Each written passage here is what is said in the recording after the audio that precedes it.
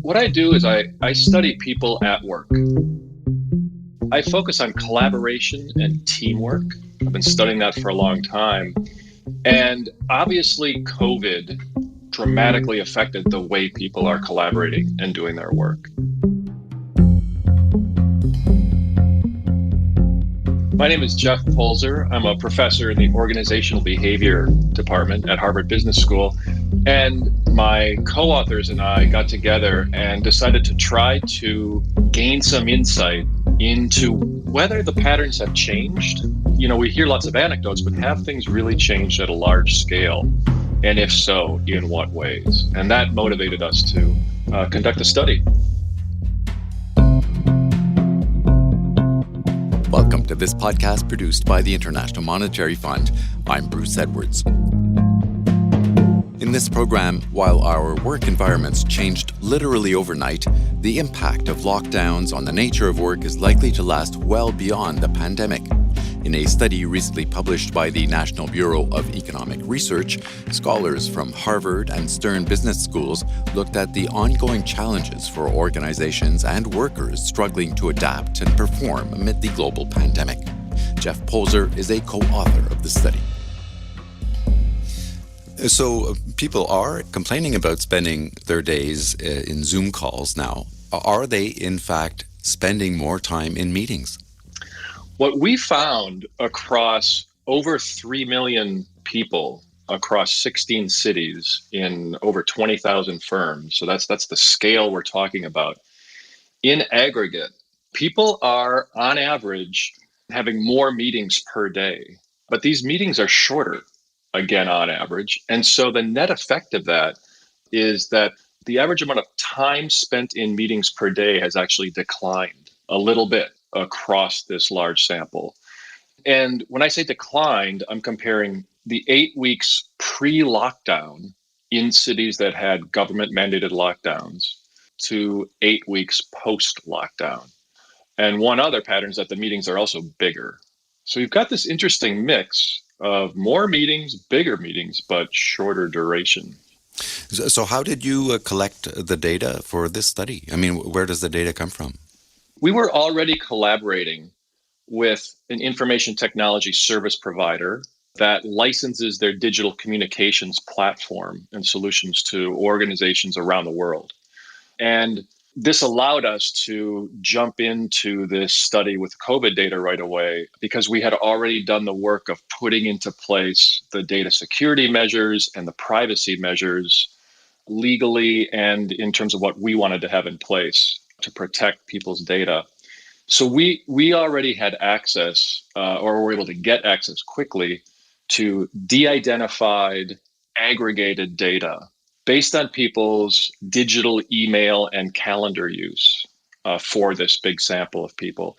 And with that ability to kind of tap into that data, we decided specifically to focus on 16 cities that had very specific lockdown mandates put in place on specific dates.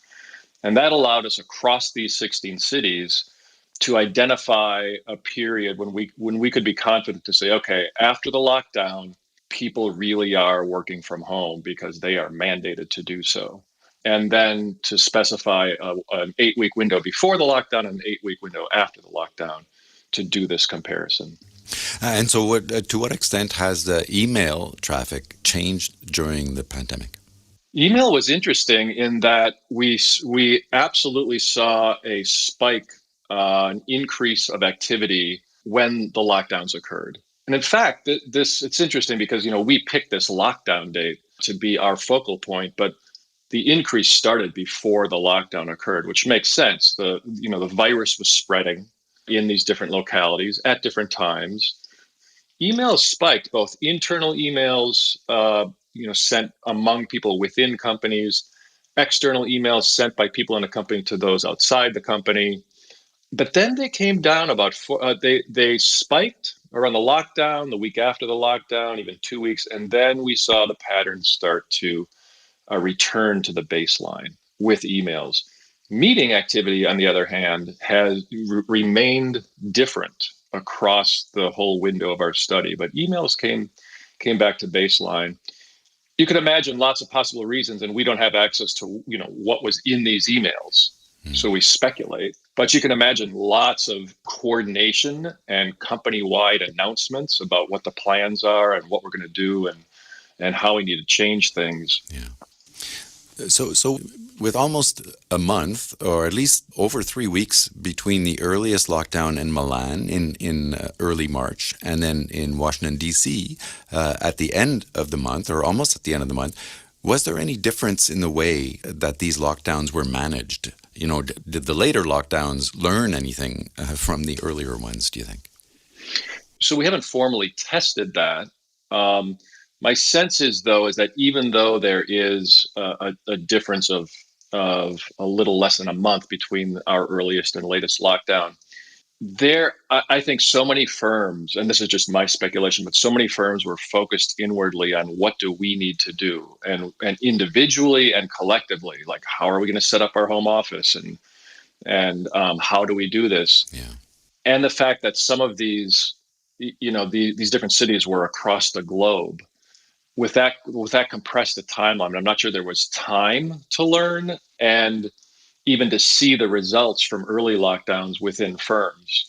The one exception to that would be very interesting to look into, and again, we haven't done this, but to look at global firms that have offices across different countries and cities that were experiencing these lockdowns. Within those firms, one could imagine a real ripple effect of adjusting in different places and trying to learn from that.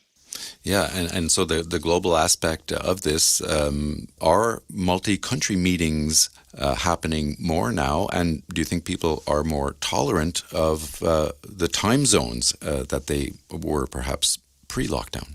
We were able to get a measure of multi-country meetings from the data provider, and we did see an increase in the 3 or 4 weeks after the lockdown. But then those multi-country meetings actually declined when you get into week 6, 7, and 8 past the lockdown. So you can imagine some of this is driven by global companies who are, again, doing coordination across their locations in different countries.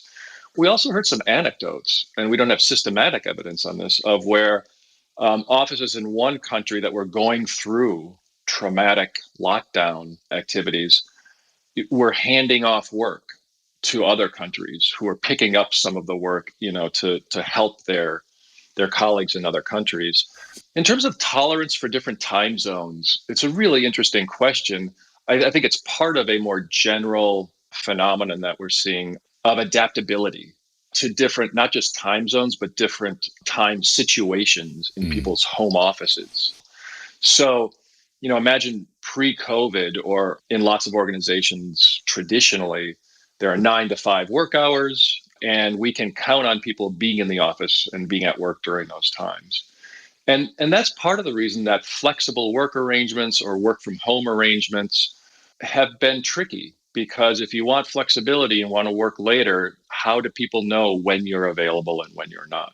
Yeah. With this really strong norm of a traditional workday. And even across time zones, you could still estimate that, let's just look at what time zone they're in and what the normal workday is there, and we'll look for the overlap. Or accommodate it if there isn't enough overlap. Then we're really sensitive, and we know that we need to adapt. That adaptation, I think, has really taken hold everywhere, even within the same time zone, to say, okay, what's your situation? What's my situation? When are you available? When am I available? Now we need to kind of recalibrate and re-coordinate how we're going to get our work done and when we're going to do any kind of collaboration we need to do. And do you think workdays are, in fact, getting longer?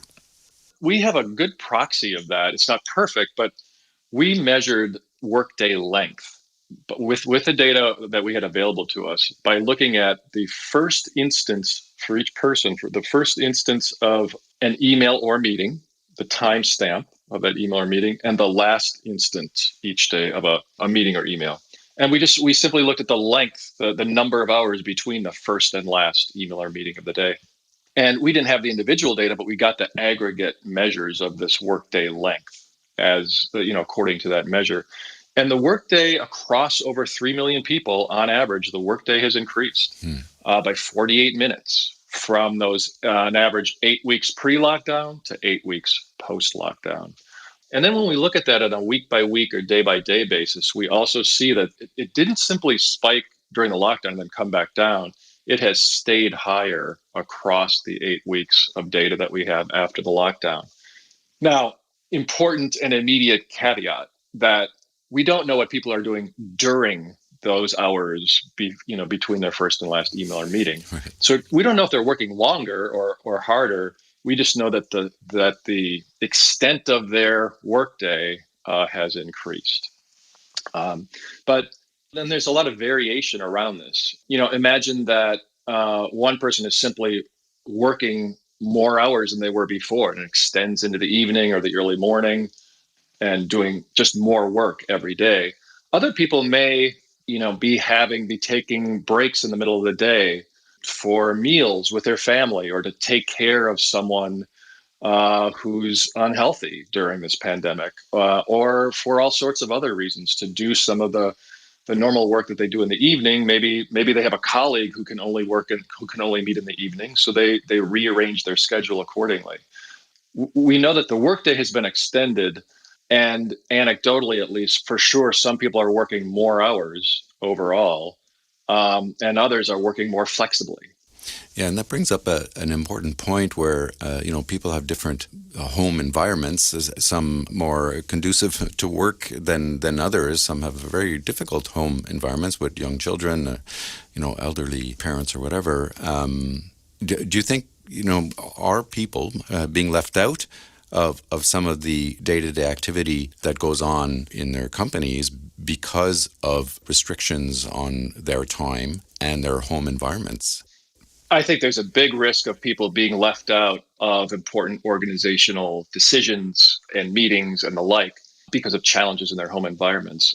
In fact, some of my colleagues have done some survey research with scientists, for example, and one of the big variables that came out in terms of affecting the productivity, in this case of research scientists, was the presence of children at home. And obviously during the pandemic, lots of these children are not at school, and so they need to be taken care of. So absolutely, people's home situations, including childcare or care for members of their family, or even their home office setup.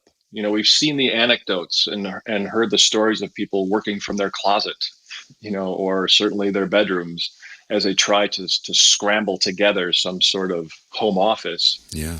And by the way, people working from their cars in the parking lot of somewhere that has Wi-Fi. So people are trying to adapt in all kinds of ways.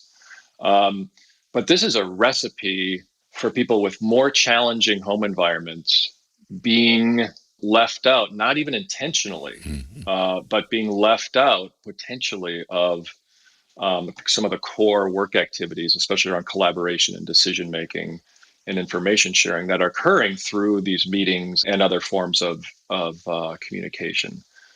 Do we need to be worrying about the sort of inequality caused by the work environment?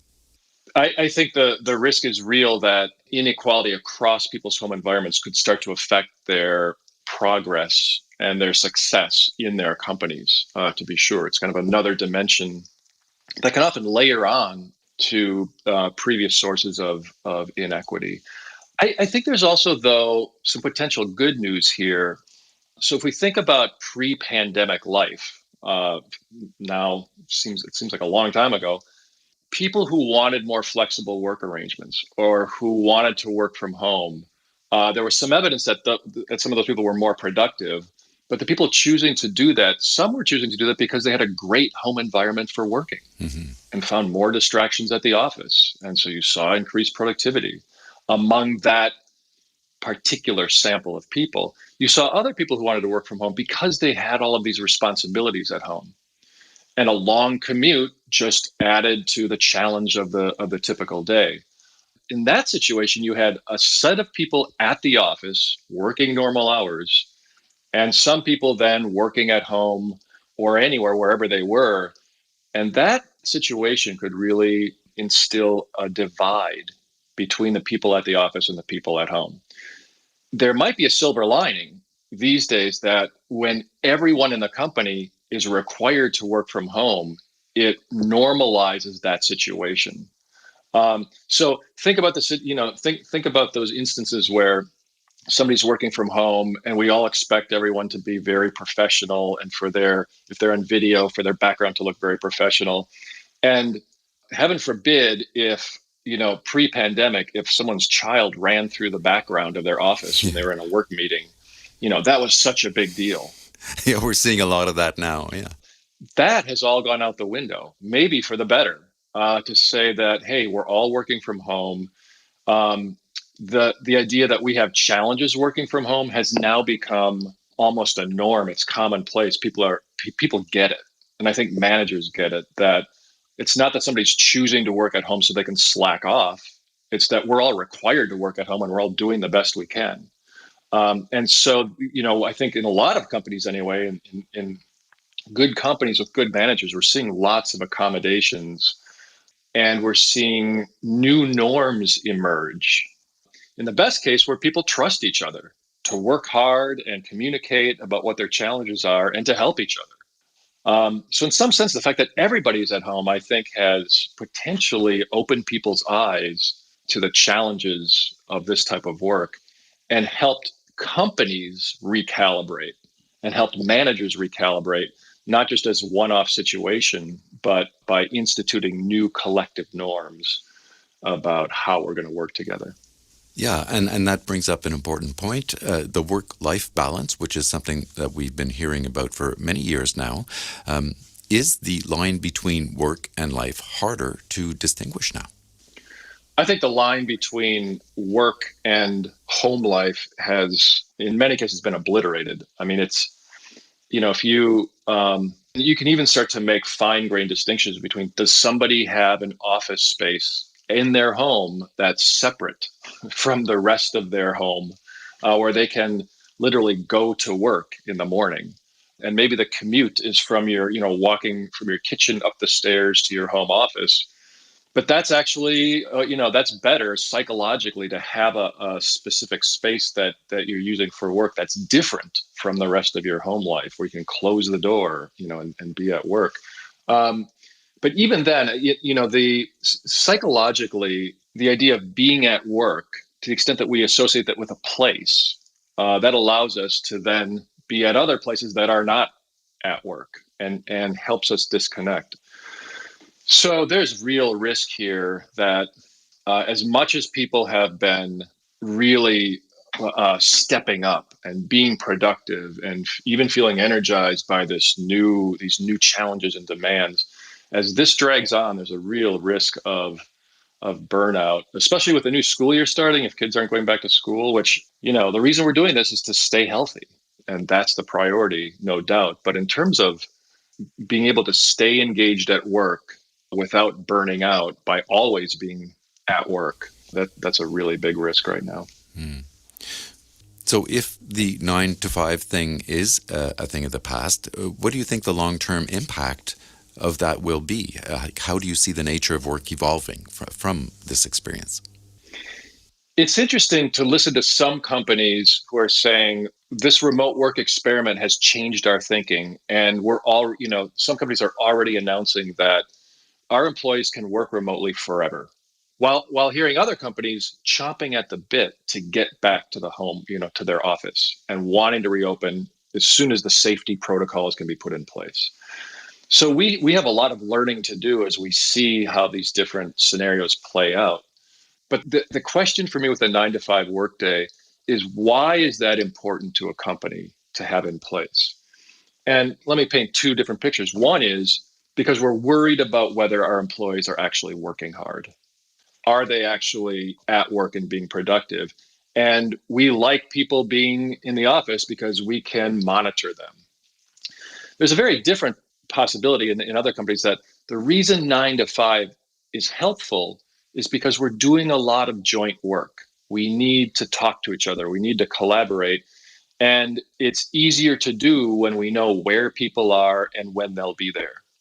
So the former monitoring scenario, and maybe it's important to come back to work. And in fact, we've seen an uptick in software applications that allow managers to see what people are doing on their computer as they're working remotely.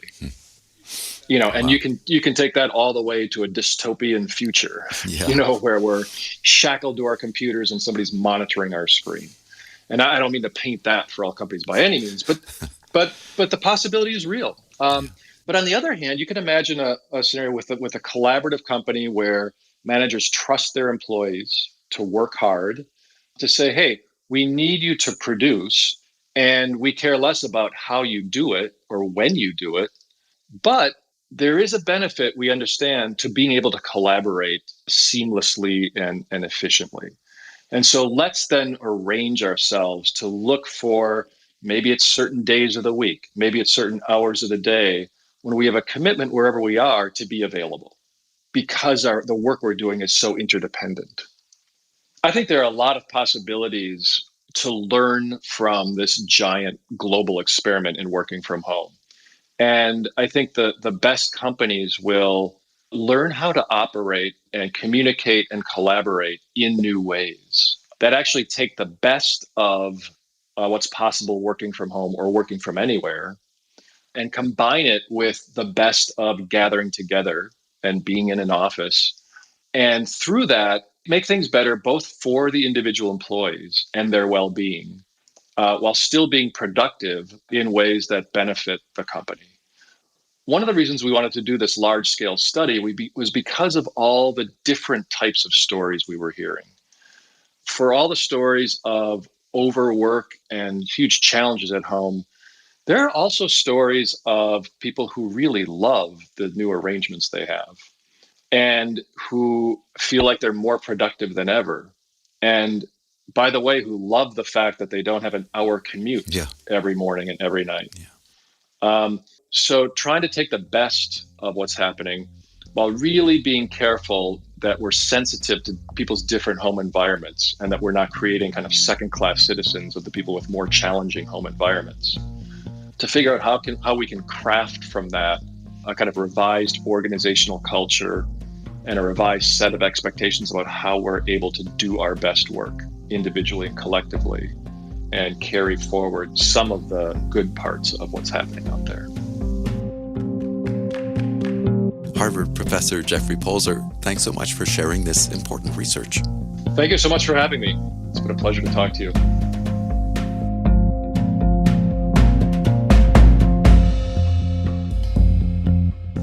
Jeff Polzer is a professor in the Organizational Behavior Department at Harvard Business School.